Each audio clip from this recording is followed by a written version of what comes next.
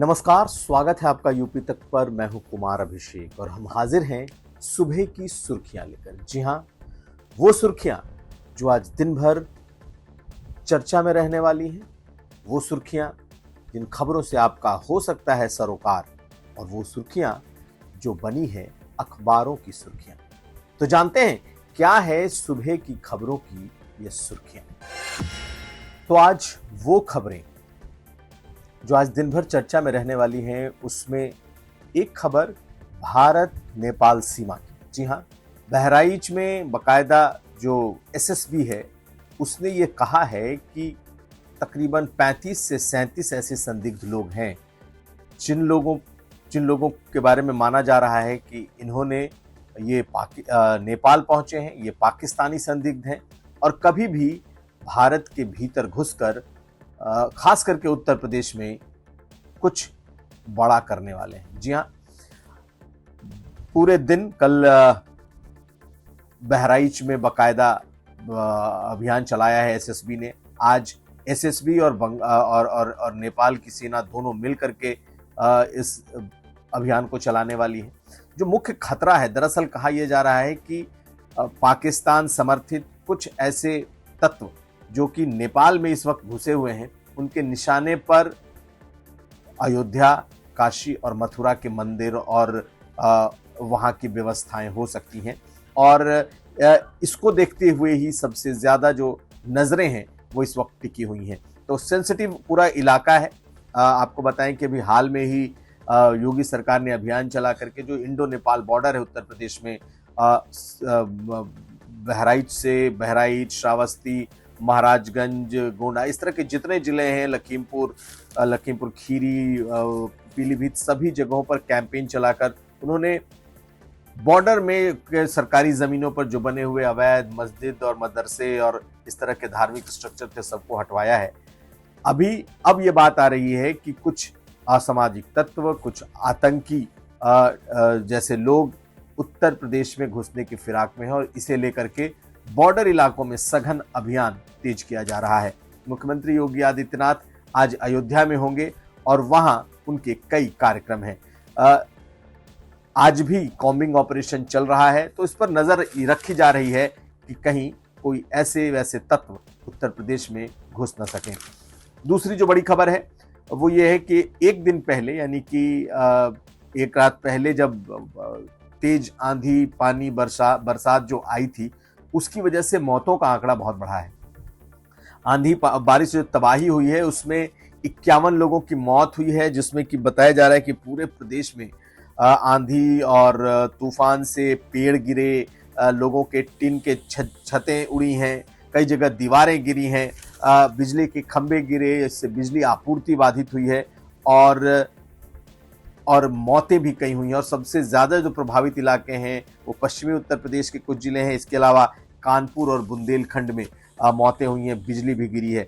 तो ये एक बाकायदा मुख्यमंत्री ने तत्काल राहत के निर्देश दिए हैं। जो आपदा प्रबंधन विभाग है और जो उनका राहत कोष है, उससे लोगों को राहत पहुंचाने के निर्देश दिए गए हैं। कहा यह जा रहा है कि मरने वालों का आंकड़ा लगभग 50 के आसपास है। तो अब देखना यह है कि इस तरह के आंधी पानी के बाद किस तरह की तबाही आने वाले समय में उनकी तस्वीरें आनी शुरू हो गई हैं। बहुत सारे ऐसे वीडियोस आए हैं जो ये दिखा रहे हैं कि जब ये आंधी पानी आया था, लखनऊ में किस तरीके का हाल था, नोएडा से लेकर गाजियाबाद और बुंदेलखंड तक किस तरीके का हाल था। तो ये एक इस वक्त बड़ी खबर के तौर पर आज की चर्चा में है। इसके अलावा जो दो भारत की जासूसी करते हुए, खास करके एक वाराणसी और का है जिसे दिल्ली से गिरफ्तार किया गया है, तुफैल नाम का शख्स है, और इसके अलावा नोएडा से एक गिरफ्तारी हुई है। और ये दो लोग भारत की जो बहुत संवेदनशील सूचनाएं हैं वो पाकिस्तान को दे रहे थे और एटीएस ने अपनी कार्रवाई में इन्हें पकड़ा है। बताया ये जा रहा है कि भारत के जो सैन्य इंस्टॉलेशन है उनकी जानकारियां ये शेयर कर रहे थे। वाराणसी का रहने वाला है इसमें एक, जिसके पास 600 से ज़्यादा पाकिस्तानी नंबर इनके मोबाइल में मिले हैं। और कहा यह जा रहा है कि ये देश की सूचनाएं, उत्तर प्रदेश के जो सैनिक इंस्टॉलेशन है या फिर अन्य सूचनाएं ये पाकिस्तान को मुहैया करा रहा था। इसके बारे में ये भी जानकारी मिली है कि पाकिस्तानी उच्चायोग के संपर्क में था ये, और लगातार यहाँ की जो सेंसिटिव सूचनाएं हैं दे रहा था। तो 2 लोगों को इस मामले में गिरफ्तार किया गया है।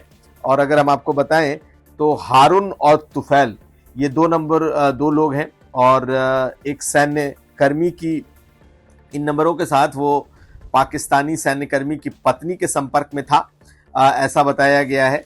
और एटीएस के मुताबिक दिल्ली सलेमपुर निवासी हारून पाकिस्तान उच्चायोग में तैनात कर्मचारी जो है मुजम्मिल हुसैन के साथ पाकिस्तान का वीजा दिलवाने के नाम पर अवैध धन की वसूली भी करता था। यानी कि यहाँ से लोगों को वीजा देकर के पाकिस्तान भेजना, सूचनाएं भेजना। तो यूपी एटीएस ने 2 लोगों को गिरफ्तार किया है। आप देखेंगे तो लगातार इस तरह की गिरफ्तारियां उत्तर प्रदेश में चल रही हैं। तमाम अखबारों ने, अगर हम देखें तो अमर उजाला है, दैनिक जागरण ने भी इस खबर को प्रमुखता दी है। इसके अलावा देखा जाए तो नव Bharat times, times of India, सभी ने इन खबरों को प्रमुखता दी है। एक प्रधानमंत्री ने 2 दिन पहले अमृत स्टेशनों का उद्घाटन किया है, इसे भी आज अखबारों ने अपने यहाँ प्रमुखता दी है। और ये अमृत स्टेशन जो है, दरअसल ये अमृत स्टेशन वो हैं जो छोटे छोटे स्टेशनों को जिनको नए मॉडल के साथ विकसित किया गया है। प्रधानमंत्री ने एक साथ देश भर के कई ऐसे रेलवे स्टेशनों का उद्घाटन किया जिन्हें दोबारा से नए तरीके से सजाया गया है, जिसमें नई सुविधाएं जिसमें डाली गई हैं। और प्रदेश के 19 अमृत स्टेशन हैं ऐसे, जिसे कि प्रधानमंत्री ने नए स्टेशन के तौर पर दोबारा से कह सकते हैं उसे पुनर्जीवित किया है या उसकी रिमॉडलिंग की है। तो ये लोगों को भी देखने और कौतूहल का विषय बना हुआ है। इसी दौरान एक और खबर है जो कि लोगों के सरोकार का विषय हो सकता है, और वो है कि इस योगी सरकार ने 13 शहीद सैनिकों के परिजनों को सरकारी नौकरी दी है अनुकंपा के आधार पर। अमूमन कोई भी सैनिक अगर शहीद होता है तो 50 लाख रुपए सरकार यानी कि यूपी गवर्नमेंट उस परिवार को देती है। अगर उनकी पत्नी आश्रित है तो पत्नी को मिलता है, या बहुत सारे ऐसे उनके आश्रित होते हैं, माँ पिता, ऐसे लोगों को सहायता दी जाती है।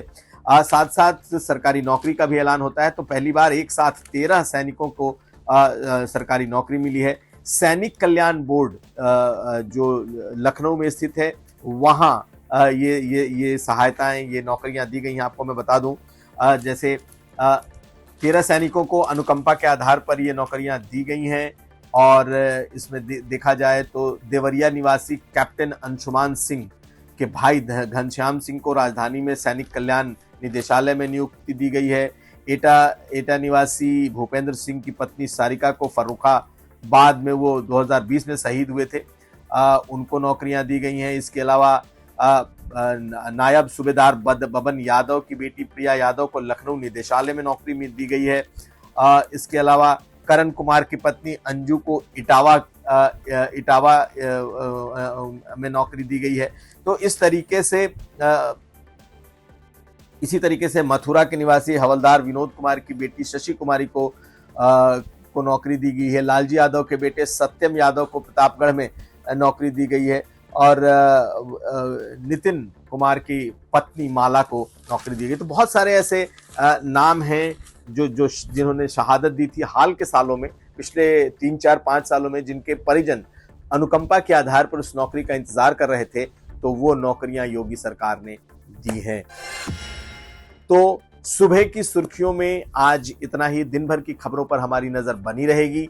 हम कल फिर इन सुर्खियों के साथ हाजिर होंगे। आप हमें दीजिए इजाजत।